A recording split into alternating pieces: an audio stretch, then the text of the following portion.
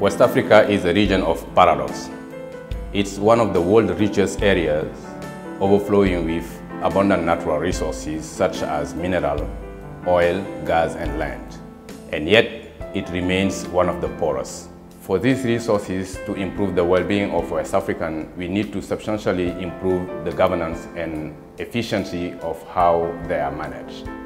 OSIWA has been supporting a number of partners throughout the region, particularly in Nigeria with citizen budget monitoring, in Ghana by making oil revenue work for smallholders farmers, as well as protecting the right of free, prior, and informed consent of mining affected communities.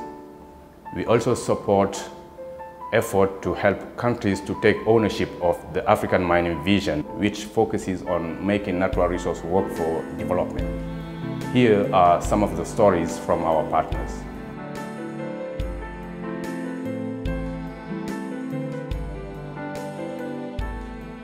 How has the discovery of oil is impacting on agriculture?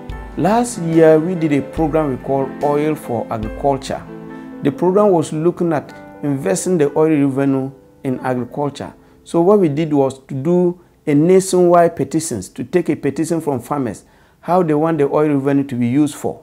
According to the farmers, they want the oil revenue part to be used in marketing, used improving road networks, to use in putting part in extension service, used to create mechanization centers for them to be able to benefit.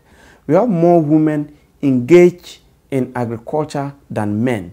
Yet when it comes to access to information, access to extension service, access to input, women are not getting it. Actually, to be sincere with Ghana government, they responded to the call and increased budgetary allocation from oil revenue to agriculture. But our problem has to do with where does that money go? If you put more money from oil revenue to agriculture without actually letting the money go down to agriculture activities, but you use it to pay salary of workers who work in agriculture, we think you are not solving the problem.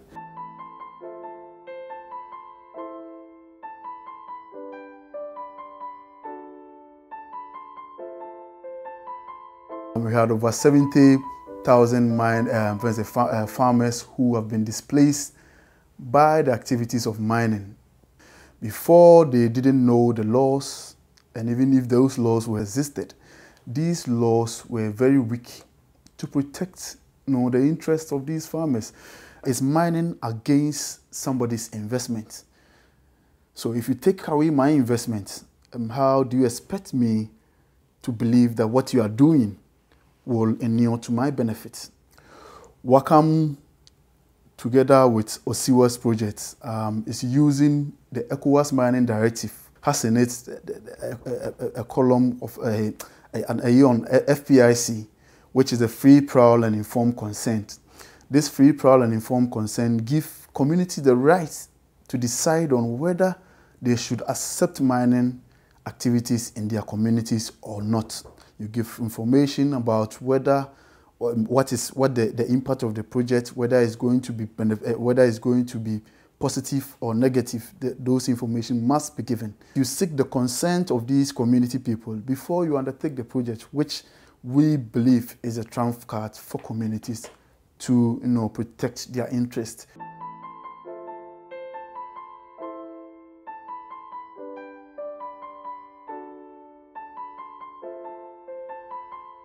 The African mining vision is potentially a fundamental departure. It can't simply be about maximizing returns of an industry or a sector which is fundamentally an enclave.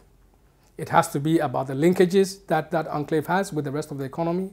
It's a move away from the entire export-led approach to one that seeks to industrialize and diversify, and in doing so begins to shift the production relations and the totality of it, along which comes with the policy thinking and so on and so forth. So it's a big shift in mindset and an even more potentially big shift in production relations. What civil society and organizations such as Third World Network Africa and the networks through which we work, for example, the African Initiative on Mining, Economy and Society, the AIMS Pan-African Network, what we have done is to be able to link together what would have been isolated, localized voices and concerns. Okay? So in bringing together the different communities across the continent, you have had a meeting of minds about common interests, which would not necessarily, you could not necessarily have assumed.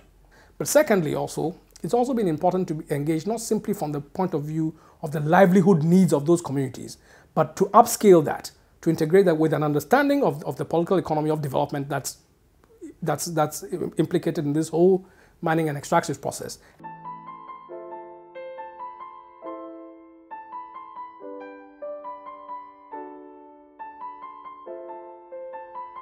But when civil societies like budgets and some other organizations start to interact with people to ask them questions about how they are affected by certain government policies or how the budget primarily affects them, you know, they begin to ask more questions, and that's really what we want. We want people to ask more questions, and there's the hope that if people ask more questions, the government will begin to understand why it's important for them to be more open. We launched this application called Tracker.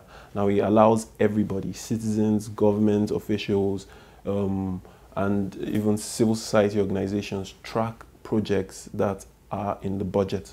I'll give an example. In a community in Ogun State, there was a budget for a 3-block classroom, and when we visited the site, there was nothing there.